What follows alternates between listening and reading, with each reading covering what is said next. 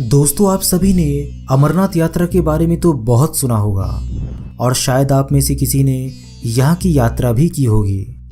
परंतु क्या आप अमरनाथ गुफा में मौजूद दो कबूतरों के बारे में जानते हैं जो कि अमर है? जी हाँ दोस्तों, आपने बिल्कुल सही सुना है। ये दोनों कबूतर उस समय के हैं जब यहाँ भगवान शिव अमर कथा को सुनाने के लिए माता पार्वती के साथ इस गुफा में आए थे। दोस्तों, अगर आप इन कबूतरों के अमर बनने के बारे में सुनेंगे तो आप हैरान हो जाएंगे, और अगर आप कभी इन कबूतरों को देख लेते हैं तो आपसे ज़्यादा भाग्यशाली और कोई नहीं है। तो चलिए इस वीडियो की शुरुआत कर लेते हैं। अमरनाथ धाम एक ऐसा शिव धाम है जिसके बारे में ऐसी मान्यता है कि भगवान शिव साक्षात अमरनाथ गुफा में विराजमान है। ये धार्मिक और ऐतिहासिक दृष्टि से भी बहुत महत्वपूर्ण है। इस पावन गुफा में बर्फीली बूंदों से बनने वाले इस हिम शिवलिंग को दैवी चमत्कार के रूप में भी माना जाता है। कहते हैं कि इस गुफा में कबूतरों का एक जोड़ा सदियों से यहाँ मौजूद है। तो चलिए इसके पीछे के रहस्य को जान लेते हैं। एक बार माता पार्वती ने महादेव से पूछा कि ऐसा क्यों है कि आप अजर अमर हैं और आपके गर्दन में पड़ी नरमुंड की माला का क्या रहस्य है? इस पर महादेव ने पार्वती के सवाल का जवाब देना उचित नहीं समझा, इसीलिए उन्होंने उस बात को टालने की कोशिश की, लेकिन पार्वती की जिद के कारण इस रहस्य को बताना स्वीकार किया। कहते हैं इस रहस्य को बताने के लिए भगवान शिव को एक एकांत जगह की आवश्यकता थी, जिसे तलाश करते हुए वे माता पार्वती को लेकर आगे बढ़ते चले गए। गुप्त स्थान की तलाश में महादेव ने अपने वाहन नंदी को सबसे पहले छोड़ा। नंदी जिस जगह पर छूटा उसे ही पहलगाम कहा जाने लगा, जहां से अमरनाथ की यात्रा शुरू होती है।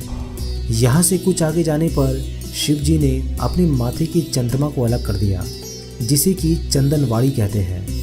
इसके बाद गंगा जी को पंचतरणी में और गले के सांपों को शेषनाग पर छोड़ दिया, जिसके कारण इस पड़ाव का नाम शेषनाग पड़ा। अमरनाथ यात्रा का अगला पड़ाव गणेश टॉप है। मान्यता है कि इसी स्थान पर शिव ने अपने पुत्र गणेश को छोड़ा था। इस प्रकार इन 5 चीजों को पीछे छोड़ने के बाद भगवान शिव ने माता पार्वती के साथ उस गुफा में प्रवेश किया। इसमें कोई भी तीसरा प्राणी इसमें प्रवेश न कर पाए, इसीलिए शिव ने गुफा के चारों ओर अग्नि प्रज्वलित कर दिया, जिसके बाद महादेव ने जीवन के उस गूढ़ रहस्यों की कथा शुरू कर दी। मान्यता है कि कथा सुनते सुनते देवी पार्वती को नींद आ गई। उस समय वो कथा 2 सफेद कबूतर सुन रहे थे। जब कथा समाप्त हुई और भगवान शिव का ध्यान माता पार्वती पर गया तो उन्होंने पार्वती जी को सोया हुआ पाया। तब महादेव की नज़र उन दोनों कबूतरों पर पड़ी, जिसे देखते ही महादेव को उस पर क्रोध आ गया। फिर दोनों कबूतर महादेव के पास आकर बोले कि हमने तो आपकी अमर कथा सुनी है, यदि आप हमें मार देंगे तो आपकी कथा झूठी हो जाएगी।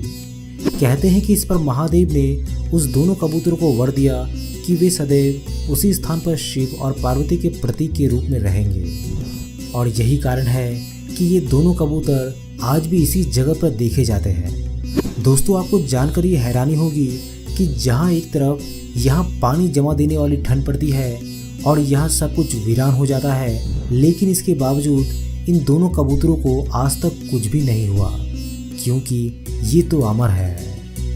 दोस्तों, आप सभी को ये वीडियो कैसा लगा इसके बारे में हमें कमेंट बॉक्स के माध्यम से ज़रूर लिखिएगा।